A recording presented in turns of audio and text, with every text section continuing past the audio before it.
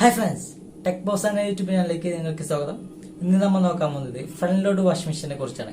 Front load washing machine എന്ന് പറയുമ്പോൾ നമുക്ക് ഫ്രണ്ട് ലോഡ് വാഷിംഗ് മെഷീൻ്റെ മോട്ടർ തമ്മിലുള്ള മൂന്ന് ജനറേഷനാണ് ഇന്നത്തെ നമ്മുടെ വീഡിയോയിൽ പറയാൻ പോകുന്നത്.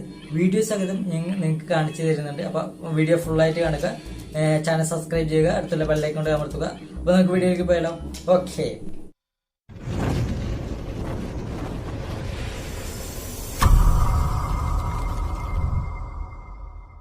ഒന്നാമത്തെ ജനറേഷൻ എന്താണെന്ന് നോക്കാം. ഒന്നാമത്തെ ജനറേഷൻ എന്ന് പറയുന്നത് പണ്ട് കാലം തൊട്ട് ആ വാഷിംഗ് മെഷീൻ ഫ്രണ്ട് ലോഡ് ഇറങ്ങിയത് മുതലുള്ള ജനറേഷനാണ് ഒന്നാമത്തെ.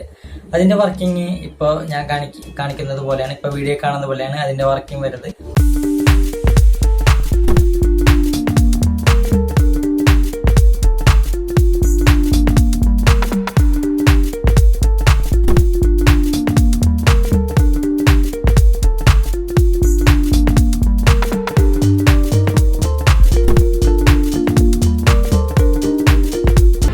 വർക്കിംഗ് എന്ന് വെച്ചാൽ അതൊരു ബെൽറ്റ് ഡ്രൈവ് ആയിരുന്നു. ബെൽറ്റ് ഡ്രൈവ് എന്ന് മാത്രമല്ല, അത് വൈബ്രേഷൻ കൂടുതലായിരുന്നു.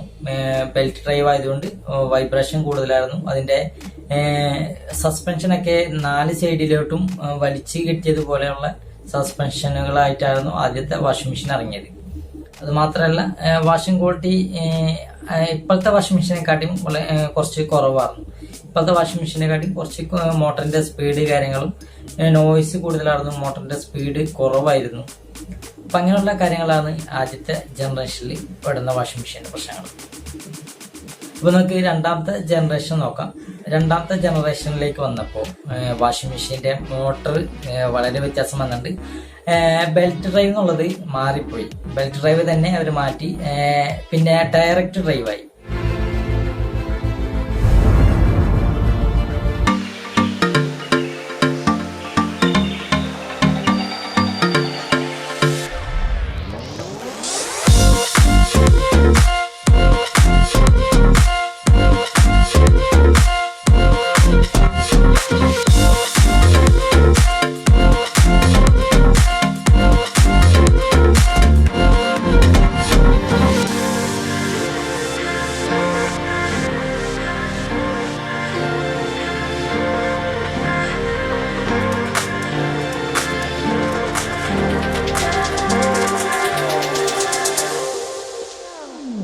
മെഷീന്റെ ഡ്രമ്മിൽ തന്നെ ഫിക്സ് ചെയ്ത് വെച്ചിരിക്കുന്ന മോട്ടറാണ് ഡയറക്റ്റ് ഡ്രൈവ്. ബെൽറ്റ് വെച്ചുള്ള കണക്ഷനോ കാര്യങ്ങളോ ഒന്നും ആവശ്യമില്ല. നേരിട്ട് അതിന്റെ ഡ്രമ്മിൽ തന്നെയാണ് മോട്ടർ വരുന്നത്. ഇതിൽ വന്ന വ്യത്യാസങ്ങൾ മോട്ടറിലാണ് വ്യത്യാസം വന്നിരിക്കുന്നത്.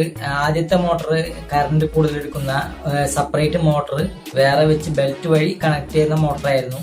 അത് കറണ്ട് ചാർജിൽ വലിയ വ്യത്യാസമൊന്നും ഉണ്ടായിരുന്നില്ല, കറണ്ട് ചാർജ് കൂടുതലായിരുന്നു. ഇപ്പൊ വന്നപ്പോൾ ഡയറക്റ്റ് ഡ്രൈവിലേക്ക് വന്നപ്പോൾ അത് ഇൻവെർട്ടറായി മാറി. ഇൻവെർട്ടർ ആയപ്പോൾ കറണ്ട് ചാർജിൽ വളരെ കുറവ് വന്നു.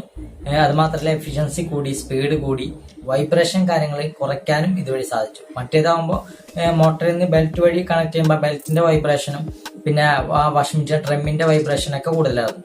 അപ്പൊ രണ്ടാമത്തെ ജനറേഷനിലേക്ക് വന്നപ്പോൾ ഈ ഡയറക്റ്റ് ഡ്രൈവിലേക്ക് വന്നപ്പോൾ